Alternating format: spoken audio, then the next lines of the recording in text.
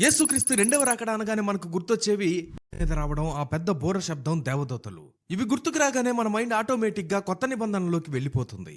ప్రకటన గ్రంథంలో శిష్యుడైన యోహాను గారు చెప్పిన మాటలో, లేదా మత్తయి సువార్త 24వ అధ్యాయంలో యేసుక్రీస్తు ప్రభువుల వారే స్వయంగా చెప్పిన మాటలు మనకు గుర్తొస్తాయి. కానీ మీలో ఎవరికైనా ఎప్పుడైనా ఈ లాజికల్ డౌట్ వచ్చిందా? అసలు యేసుక్రీస్తు మళ్ళీ వస్తాడన్న విషయం పాత నిబంధన గ్రంథంలో ఎక్కడైనా ఉందా?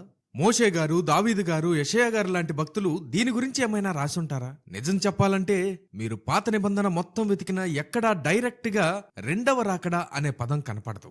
ఎందుకో తెలుసా? ఇక్కడే ఒక ఆశ్చర్యపరిచే బైబిల్ సీక్రెట్ ఉంది. పాత నిబంధన భక్తులకు దేవుడు భవిష్యత్తు గురించి దర్శనాలు ఇచ్చినప్పుడు వాళ్ళు ఆ దర్శనాలను ఒక దూరం నుండి 2 పర్వతాలను చూసినట్లు చూశారు. మీరు ఎప్పుడైనా దూరం నుండి 2 కొండలను చూస్తే ఎలా ఉంటాయి? ఆ 2 కొండలు ఒకదానికొకటి ఆనుకుని అంటుకుని కలిసే ఉన్నట్లు కనిపిస్తాయి కదా. కానీ మీరు దగ్గరికి వెళ్లి చూస్తే మొదటి కొండకు రెండవ కొండకు మధ్యలో ఒక పెద్ద లోయ లేదా పెద్ద గ్యాప్ ఉంటుంది, డిస్టెన్స్ ఉంటుంది. ఇక్కడ మొదటి కొండ యేసయ్య మొదటి రాకడ, అంటే పశువుల తొట్టిలో పుట్టడం, శిలువపై మన కోసం ప్రాణాలు పెట్టడం. ఆ మధ్యలో ఉన్న లోయ ఇప్పుడు మనం బ్రతుకుతున్న కాలం, అదే దేవుని కృపాకాలం, సంఘకాలం. ఆ రెండవ కొండ యేసయ్య రెండవ రాకడ, అంటే ఒక రాజుగా వచ్చి తీర్పు తీర్చడం. ప్రవక్తలు దూరం నుండి చూశారు కాబట్టి ఆ 2 రాకడల మధ్య 2000 ఏళ్ల గ్యాప్ ఉంటుందని వాళ్ళకి అర్థం కాలేదు. అందుకే వాళ్ళు సిలువలో కష్టాలు పడే రక్షకుడు గురించి, కిరీటం పెట్టుకుని తీర్పు తీర్చే రాజు గురించి ఒకేసారి ఒకే వాక్యంలో కలిపి ప్రవచించారు.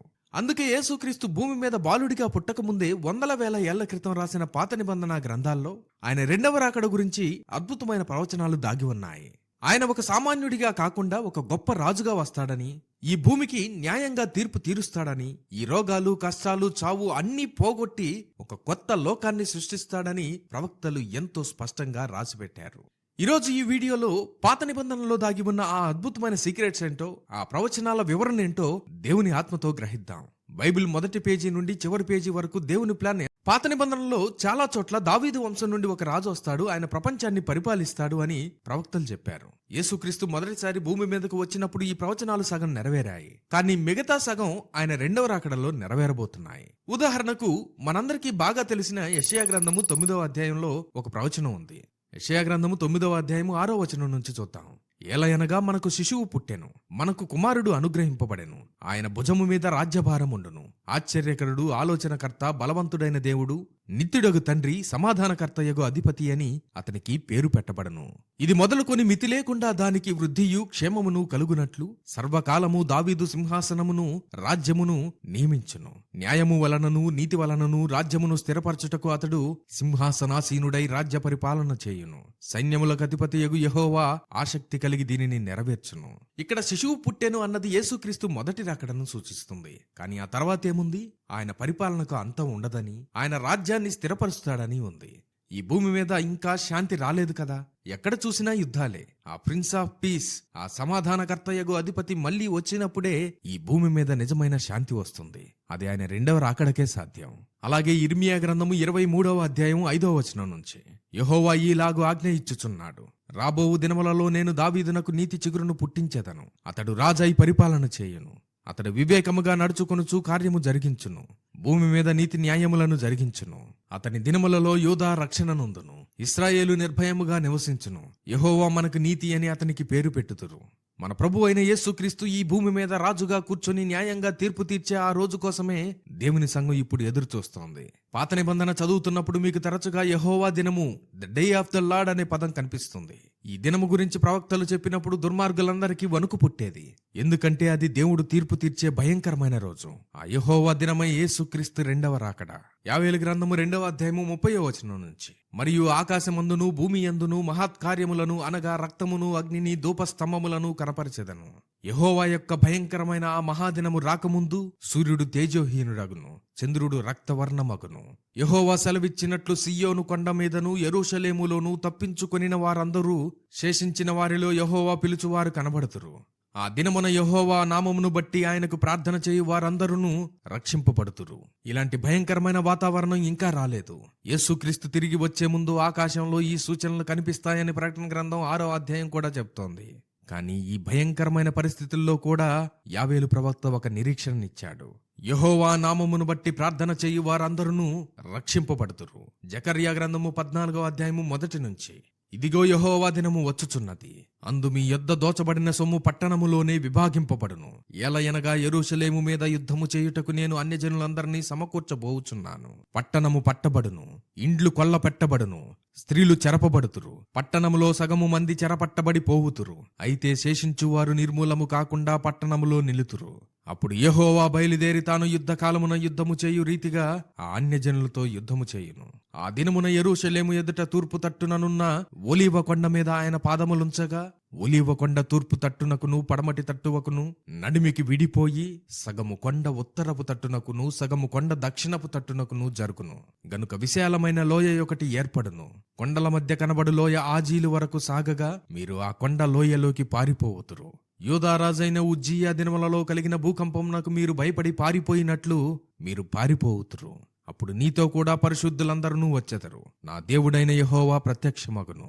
యేసుక్రీస్తు సిలువ వేయబడి తిరిగి లేచిన తర్వాత ఆయన పరలోకానికి ఏ కొండ మీద నుండి వెళ్లిపోయాడో తెలుసా? ఒలీవల కొండ మీద నుండే. ఆయన మళ్లీ వచ్చేటప్పుడు ఎక్కడ అడుగు పెడతానని పాత నిబంధన చెప్తోంది? అదే ఒలీవల కొండ మీద. పరిశుద్ధ గ్రంథం ఎంత పర్ఫెక్ట్ గా కనెక్ట్ అయ్యిందో చూసారా? ఆయన ఆ రోజు వచ్చి ఇశ్రాయేలు శత్రువుల మీద యుద్ధం చేసి గెలుస్తాడు.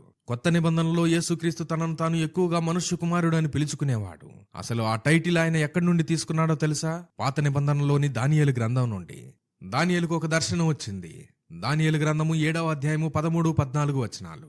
రాత్రి కలిగిన దర్శనములను నేనింక చూచుచుండగా ఆకాశ మేఘారూఢుడై మనుష్య కుమారుని పోలిన ఒకడు వచ్చి ఆ మహావృద్ధుడగు వాని సన్నిధిని ప్రవేశించి ఆయన సముఖమునకు తేబడెను. సకల జనులను, రాష్ట్రములను, ఆయా భాషలు మాట్లాడువారును ఆయనను సేవించున్నట్లు ప్రభుత్వమును, మహిమయు, ఆధిపత్యమును ఆయనకియ్యబడెను. ఆయన ప్రభుత్వము శాశ్వతమైనది, అదెన్నటికి తొలగిపోతూ. ఆయన రాజ్యము ఎప్పుడూ లయము కాదు. మత్తయి సువార్త 24వ అధ్యాయము 30 వచనంలో యేసుక్రీస్తు తన రాకడ గురించి చెప్తూ ఇదే మాట వాడారు. మనుష్య కుమారుడు ఆకాశ మేఘారూఢుడై వచ్చుట మీరు చూస్తారు అని. అంటే దానియేలు 100 ఏళ్ల క్రితమే యేసుక్రీస్తు రెండవ రాకడని దర్శనంలో చూశాడు. యేసుక్రీస్తు రెండవ రాకడ కేవలం తీర్పు కోసమే కాదు, మన కన్నీళ్లు తుడిచేయడానికి కూడా. పాత నిబంధనలో దేవుడు ఈ పాడైపోయిన లోకాన్ని తీసేసి ఒక అద్భుతమైన కొత్త లోకాన్ని ఇస్తానని ప్రామిస్ చేశాడు. యెషయా గ్రంథము 65వ అధ్యాయము 17వ వచనంలో దేవుడు ఏమంటున్నాడో చూడండి. ఇదిగో నేను క్రొత్త ఆకాశమును క్రొత్త భూమిని సృజించుచున్నాను, మునుపటివి మరువబడును, జ్ఞాపకమునకు రావు. మనకు కొత్త నిబంధనలో ప్రకటన గ్రంథం 21వ అధ్యాయంలో కనిపించే ఆ కొత్త ఆకాశము, ఆ కొత్త భూమి గురించి యెషయా ఎప్పుడో రాశాడు. యేసుక్రీస్తు మళ్లీ వచ్చినప్పుడు ఈ భూమి మీద మనిషిని పట్టి పీడిస్తున్న అన్ని రోగాలు, వేదనలు, బాధలు మాయమైపోతాయి. అలాగే యెహెజ్కేలు గ్రంథం 37వ అధ్యాయంలో ఎండిపోయిన ఎముకల లోయ దర్శనంలో దేవుడు ఇశ్రాయేలు ప్రజలకు ఒక వాగ్దానం చేశాడు. యెహెజ్కేలు గ్రంథము 37వ అధ్యాయము 24వ వచనం నుంచి, నా సేవకుడైన దావీదు వారికి రాజవును, వారికందరికీ కాపరి ఒక్కడే ఉండును. వారు నా విధులు అనుసరింతురు, నా కట్టడలను గైకొని ఆచరింతురు. మీ పితరులు నివసించున్నట్లు నా సేవకుడైన యాకోబునకు నేనిచ్చిన దేశములో వారు నివసింతురు. వారి పిల్లలను, వారి పిల్లల పిల్లలను అక్కడ నిత్యము నివసింతురు. నా సేవకుడైన దావీదు ఎల్లకాలము వారికి అధిపతి అయ్యుండును. నేను వారితో సమాధానార్థమైన నిబంధన చేసేదను, అది నాకును వారికిని నిత్య నిబంధనగా ఉండును. నేను వారిని స్థిరపరిచెదను, వారిని విస్తరింపజేసి వారి మధ్య నా పరిశుద్ధ స్థలమును నిత్యము ఉంచెదను. నా మందిరము వారికి పైగా నుండును, నేను వారి దేవుడినయ్యుందును, వారు నా జనులయ్యుందురు. మరియు వారి మధ్య నా పరిశుద్ధ స్థలము నిత్యము ఉండుటను బట్టి యెహోవానైన నేను ఇశ్రాయేలీయులను పరిశుద్ధపరచువాడునని అన్యజనులు తెలుసుకొందురు. దేవుడు ఎక్కడో ఆకాశంలో ఉండిపోవడం కాదు. యేసుక్రీస్తు మళ్లీ వచ్చినప్పుడు మన అసలైన రాజుగా దేవుడే స్వయంగా వచ్చి మన మధ్య నివాసం వేసుకుని శాశ్వతంగా ఉండిపోతాడు. అది ఊహించడానికి కూడా చాలా అద్భుతంగా ఉంది. ఇదంతా విన్నాక మీకు ఒక క్లారిటీ వచ్చి ఉంటుంది. పాత నిబంధన, కొత్త నిబంధన అనేవి రెండు వేరు వేరు పుస్తకాలు కావు. అదంతా ఒకే రాజు గురించి, ఒకే రక్షకుడి గురించి, ఒకే దేవుడి గురించి మాట్లాడుతుంది. మొదటి పేజీ నుండి చివరి పేజీ వరకు యేసుక్రీస్తు చుట్టే తిరుగుతుంది. ఆయన మొదటిసారి వచ్చినప్పుడు ఒక గొర్రె పిల్లలాగా వచ్చాడు. మన పాపాల కోసం మౌనంగా శిలువ మీద తన రక్తాన్ని చిందించాడు. కానీ ఆయన రెండవసారి గొర్రె పిల్లగా రాడు. యూదా గోత్రపు సింహంలాగా ఈ ప్రపంచానికే రాజుగా ఆకాశ మేఘాల మీద రాబోతున్నాడు. అపోస్తుల కార్యములు 1వ అధ్యాయము 11వ వచనంలో దేవుని దూతలు చెప్పినట్లు, మీ యుద్ధ నుండి పరలోకమునకు చేర్చుకొనబడిన యేసే ఎలాగు పరలోకమునకు వెళ్ళుట మీరు చూచితిరో అలాగే ఆయన మరలా వచ్చును. అంటే యేసు క్రీస్తు మరలా తిరిగి రావడం ఖచ్చితంగా జరుగుతుంది. అయితే నా ప్రశ్న ఒక్కటే, ఆయన రాజుగా వచ్చినప్పుడు ఆయన సింహాసనం ముందు మీరు ధైర్యంగా నిలబడగలరా? ఈరోజు ఆయన ఒక రక్షకుడిగా 2 చేతులు చాచి మిమ్మల్ని పిలుస్తున్నాడు. నా కుమారుడా, నా కుమార్తె, నా దగ్గరకు రా, నీ పాపాలు నేను కడుగుతాను అని పిలుస్తున్నాడు. ఈ రోజు ఆయన ప్రేమను కాదనుకుంటే రేపు ఆయన వచ్చినప్పుడు న్యాయాధిపతిగా ఆయన ఉగ్రతను ఎదుర్కోవాల్సి వస్తుంది. సమయం లేదు. ఈ లోకం మాయలో పడిపోయి దేవుణ్ణి మర్చిపోకండి. ఈ రోజే, ఇప్పుడే మీ హృదయాన్ని మన రక్షకుడైన యేసుక్రీస్తుకిచ్చేయండి. యేసయ్యా, నా తప్పులను క్షమించు, నేను నీ బిడ్డగా బ్రతుకుతాను, నువ్వు మళ్ళీ వచ్చినప్పుడు నేను నీ రాజ్యంలో ఉండాలి అని ప్రార్థన చేయండి. ఇప్పుడే ఆలోచించండి. రేపు అనేది మనది కాదు.